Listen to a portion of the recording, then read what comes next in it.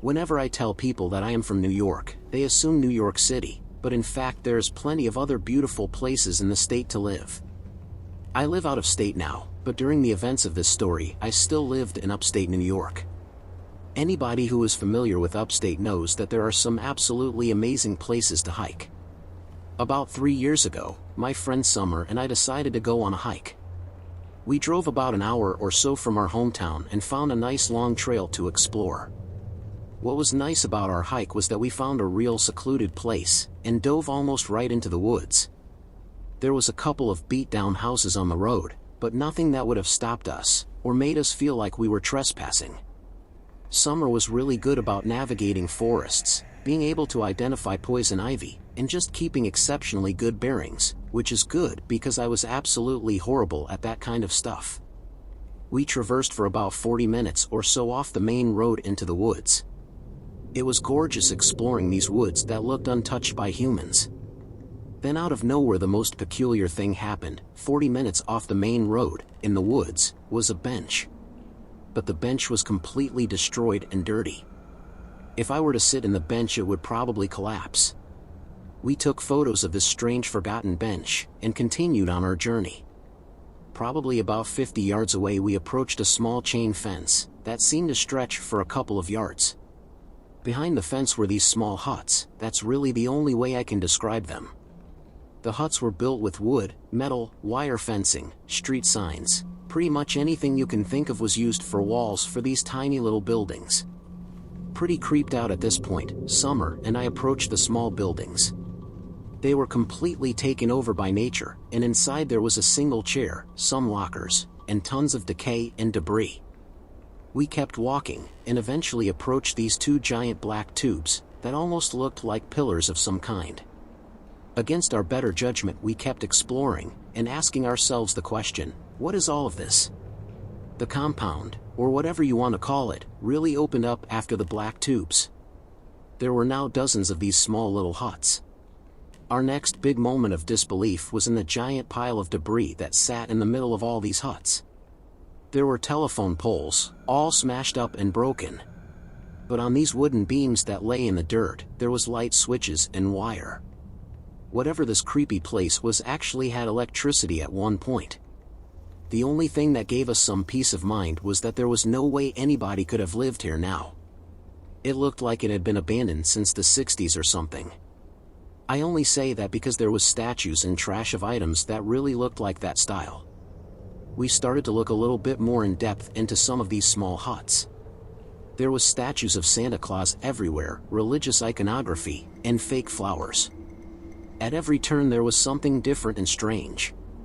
There was a bus that seemed like it was cut in half, and inside was furnished with chairs, and lights that were completely covered in moss and vines now. On the far side of the compound was severely overgrown weeds, and parked in the weeds was an old truck. Again, this truck had all sorts of weeds and bushes growing out of the windows and doors. We made our way to what seemed like the end of all this craziness, but then it just got weirder. There were tons of naked mannequins all over the place. They were hanging in trees, in the weeds, half buried in the dirt. They also had no heads, which was deeply unsettling. Coming from the other direction, we saw a somewhat bigger hut than the others. Just to give you a bit on context in case I was not clear, these huts I am describing are maybe big enough for a small child to live it. They were smaller than most cars. But this one was slightly more than double the size, and on the far side of the hut was what appeared to be a hollowed-out oil drum. This small building was filled with tons of religious statues and carnival equipment, like old circus items. The feeling Summer and I had at this time was that of paranoia and fear. We decided we had seen enough, and it was time to go. As we approached the first set of huts, we heard shuffling coming from within the small compound. We froze completely in our tracks. We were so far off the road, and in the middle of the woods, clearly nobody could be here, but we heard the shuffling. This could have easily been a deer, or any other number of animals that made these woods their home, but her and I both had this same feeling, a feeling of just darkness and pain. We did not want to wait and see what it was. We decided to move rather quickly and run from this place. We made it back to the car in about 20 minutes, which is half the time it took to get to these huts. We got to the car and were greeted by some cops. The cops told us somebody called in complaint that some kids were trespassing and up to no good. We explained to them what was in there, and even tried to show some pictures, but they were not having it one bit. Basically, they told us to leave immediately if we did not want to get detained, which we both thought was extremely excessive. If anybody out there had ever seen anything like this, any idea what it could be? We thought maybe some kind of home for a circus? Perhaps workers of some kind? The only thing that made it so outlandish was how deep it was into the woods, and how far away it was from any kind of town or city. I have never been back, and I have no desire to ever go back. I am writing this in hopes that somebody has stumbled across something similar and may have some additional information.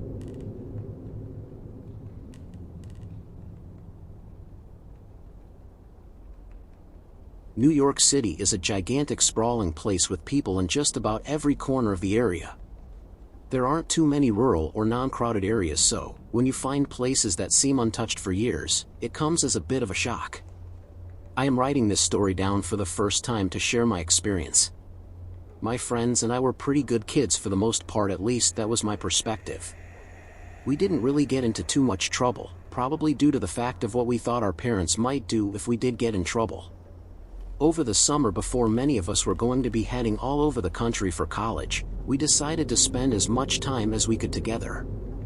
One of our hobbies that summer was to explore the nooks and crannies of the city and take loads of photos. We would find and explore all sorts of buildings that we abandoned, old tunnels, and run-down houses. Well, on this specific summer night we met up as we usually did and found this old building in a lesser populated area. At first it was no different than any other building we had found in the past. The inside was completely decrepit and filled with trash. It was always nice to try and imagine how the building would look before they were completely condemned or abandoned.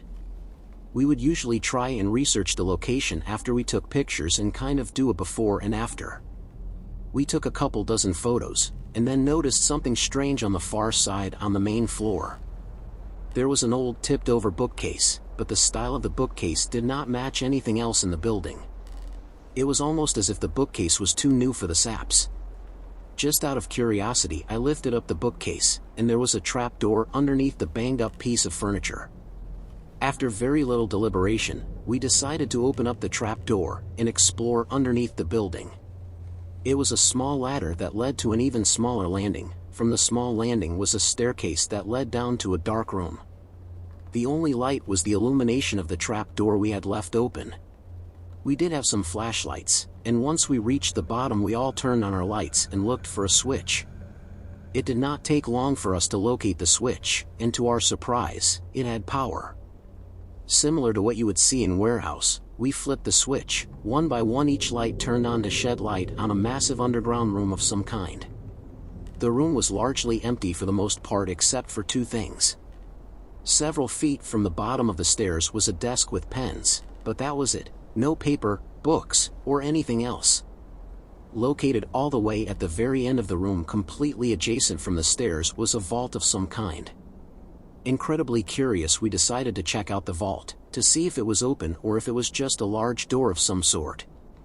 Just to give you an idea of the scope of this room, the vault was probably close to 20 yards from the staircase.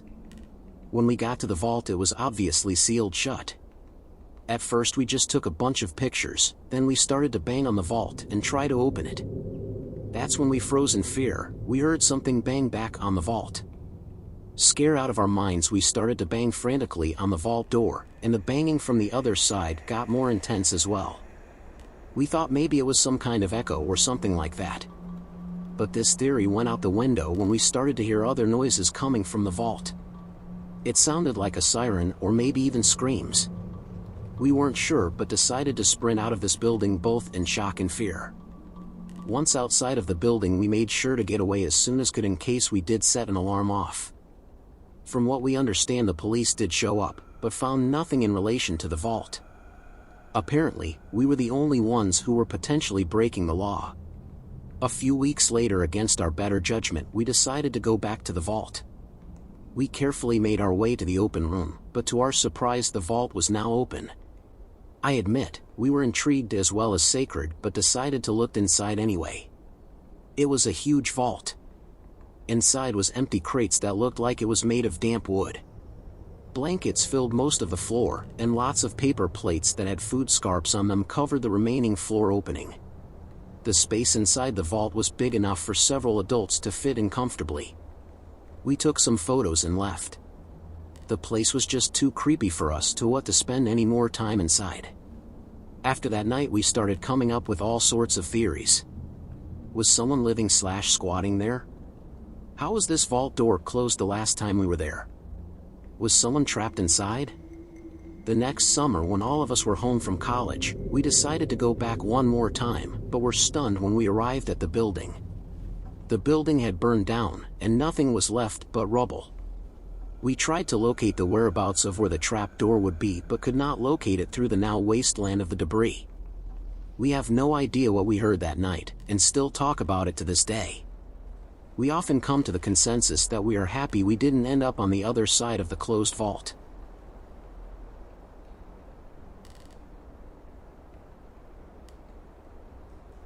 The events of this story take place over the course of a few nights.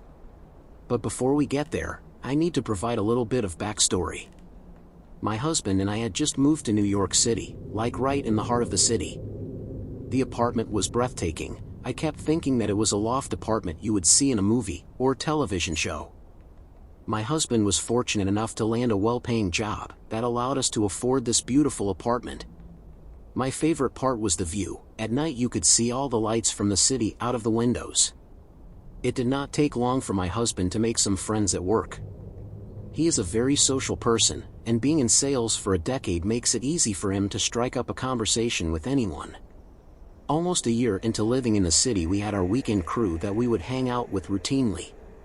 We would have dinner, play games, or just have some drinks with Becky and Jim, as well as another couple, Jason and Liz. But my husband's best friend from the city was a man named Eric. Eric did not have a significant other, but never came alone. He always had a friend that he would bring. He would always joke with me, and my husband, "Don't worry guys, you never have to worry about me being the third wheel." This turned into a recurring joke, and Eric was almost always referred to as the third wheel. One night after one of our get-togethers, my husband and I were getting ready for bed. We talked for a little while, but I'm pretty sure I fell asleep mid-sentence. I woke up at some point in the middle of the night. I didn't look at the time, but it was still dark, so before 5 a.m. if I had to guess. I heard a noise, and I know that is what woke me up. I just laid in bed, feeling a bit uneasy, and looked up in the dark room. I thought I could see a figure of some kind in the corner of the room. The more I tried to focus, the more the harder it was to see. I felt as if I could almost hear something, like breathing or wheezing. After a few minutes I felt much better and chalked it up to some kind of vivid nightmare and rolled over back to bed. I was too scared in the moment to look and did not want to wake my husband up for something that was probably a giant overreaction. The next night came, and same story. We went to bed around 11 p.m. I did not tell my husband about the events of the night before. Again, I was awoken in the middle of the night. This time I looked at the time, and it was shortly after 4 a.m. I could for sure hear breathing this time. I looked around the room from the bed, but this time I could not see any figures like I did the night before. I could just hear the breathing, and it felt so close. I tried waking up my husband, but he was out cold. I didn't try awfully hard because he had to wake up in about an hour for work. I didn't sleep well the rest of the night, and I woke up with him in the morning and did not want to stay in the bedroom alone when he left. I moved to the living room and slept on the couch for a couple of hours. The day was miserable.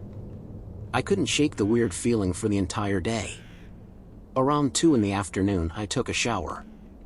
When I turned the shower off and was drying my hair in the bathroom, I heard something from outside the bathroom door.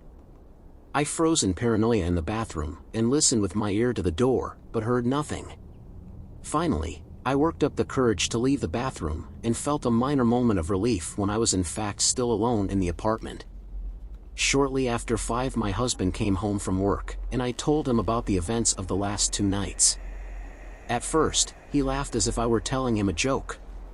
Once he realized how freaked out I was, he then began to try and rationalize what I could have been seeing and hearing. I have to say, I was insulted because he suggested that maybe I had too much to drink, but that was not the case whatsoever. He then said in a reassuring voice, "If it happens again, just wake me up, and I'll search the room." This actually did give me some relief that I was able to talk to him about it. However, I was still anxious that I would hear or see something again. That night came quickly, and I was so tired from the previous night that I fell asleep even though I was practically petrified to go to bed.